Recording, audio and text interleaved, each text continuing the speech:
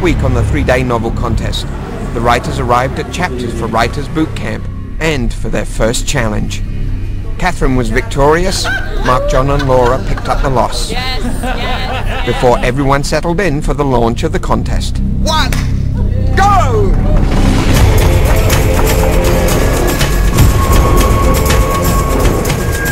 In September of 2006, Book Television and Chapters Indigo put 12 hand-picked writers together to attempt to write 12 novels in just 72 hours in the middle of Edmonton's biggest bookstore.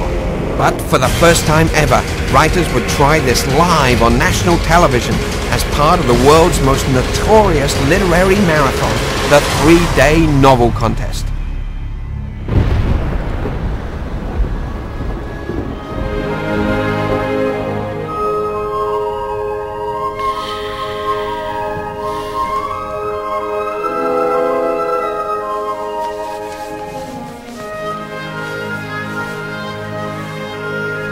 I'm about an hour and a half behind right now. Just my outline is just kind of a scene-by-scene thing, and as I went through and kind of budgeted time for the first day, I added it all up and I went, oh good, yeah, I need 29 hours in the first day.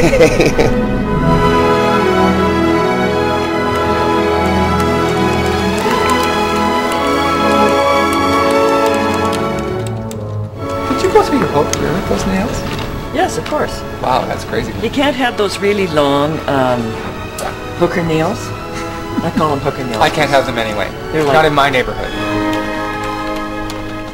Now, over and above the creative aspect, there's a complete personality, energy level dynamic happening in this situation. How has it impacted you? Well, thankfully I have some angels in Florida who gave me the most votes on the poll, so I was able to pick my computer spot, and I am as far away as possible from Timothy and Catherine, who are the loudest, without doubt, people who are there. I'm fine now that I have my dog and, you know, somebody to defend me from Catherine. Oh, yeah. Well, you know, one bit you can pet, the other you have to endure. Okay, so welcome to the Timothy Anderson show, or is that the Catherine Ford show? I'm not sure, but they seem to be getting all the video attention around here. I don't know if that's a good thing or not. They're certainly funnier than I am, and together they're a great pair.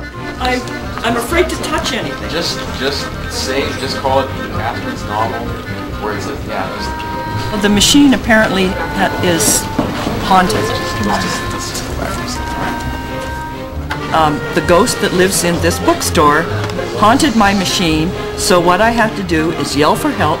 Minister comes over and treats me like I'm a 3-year-old. Okay, that's Control F save. Just do that. Look, oh hello, I'm not a complete moron. That's what I did. She's a former president of Mensa and I got a screen. That's not what you did, otherwise you wouldn't have gotten it. You know, it's always the fault of the person. It's never the fault of the stupid machine. It's very hot in here. Tell us about your years as president of Mensa Canada. It was scary. Timothy Anderson was really picking my ass big time today. He brought in a dog as a prop. And I don't know, I kind of resented it. It rankled me. I thought it was ostentatious. Please let me off this machine. There you go. Now it's not over anymore. Thank you so much. You're so nice to me. What a nice man you are. He is nice. He got you booze. No, I won the booze. He didn't get it. Are you kidding? You said you thought you would lose because you didn't have very descriptive language.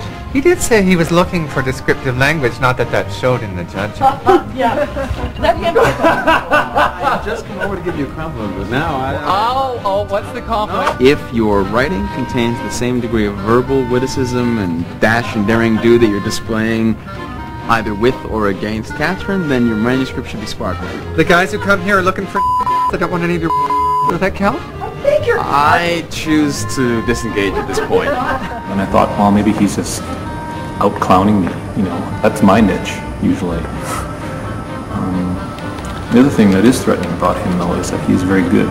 For now, it's all just fun, you know? It's a little break in the day. It seems less competitive than it is just a bunch of people helping each other become better writers. Now there are two contests actually going on. There's the main one, which is happening all around the world, so to speak, but based in Vancouver, and the individual who wins that gets to have his or her novel published. In our little microcosm here, we have the 12 novelists, would-be novelists. What do they get if they win?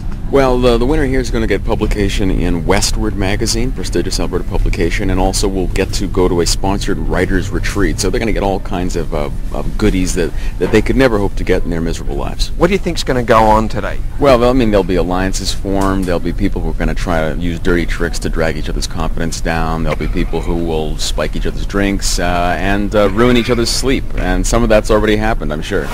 I think day one is a really great day where people are feeling really optimistic and they're really revved up. I've done the 3-day novel contest before myself, and day one was a huge day of excitement because I had all these great ideas and the thing had finally started. I was looking forward to it forever, and I started writing and it was coming quickly, and I knew the first third of my novel really well. You're infused with optimism, you've got your outline. I think everybody on day one thinks that they could win. If age and experience count for anything, and enthusiasm, I'm going to win it. Well, I don't know that I can, of course. I just want to do the best I can. Certainly going to try. I'm going to certainly try and win. I never considered it my objective to win. Do I think I can? Yes, I think I can win. Possibly. I do think I can win this contest. Win? I don't know. I don't know if I'm here to win. I'm here to write a novel in 3 days. It's a self-confidence game. If you believe that you can do it, you can finish a book. There's no guarantees it'll be any good.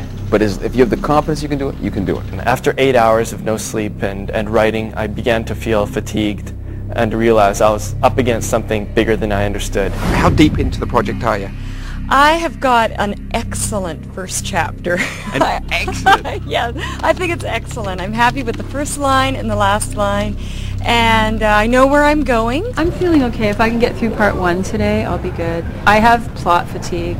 This got me through last night. I stayed up till 4:15 in the morning. Me and Mark John were the only ones. It was pitch black, darkness. Well, not really, but got some good writing. And then tonight I'm upgrading to this one. I understand you were up till 4 in the morning. About 4:30, yeah, somewhere around there. Were you actually working or were you just staying up? I was working, yeah. There were some things that I really wanted to get out of the way before I, started another day, so I just stayed up and banged them out. The biggest challenge is knowing what speed to write at and making sure that you gauge your time correctly so that you do finish. In fact, I'm tempted to write the end of my novel right now, just to be sure that the end is there. Writing, like any other form of art, requires a great deal of self-confidence, and when that falters, you often will crumble, no matter how successful you are. Writing a novel is terrible, terrible work and heartbreaking and frustrating. So it went from adrenaline and excitement and self-worth to I was never going to finish this book that I had planned. 72 hours is just not enough. Up next, the real challenges begin. The one who's going to take the penalty just didn't give me enough.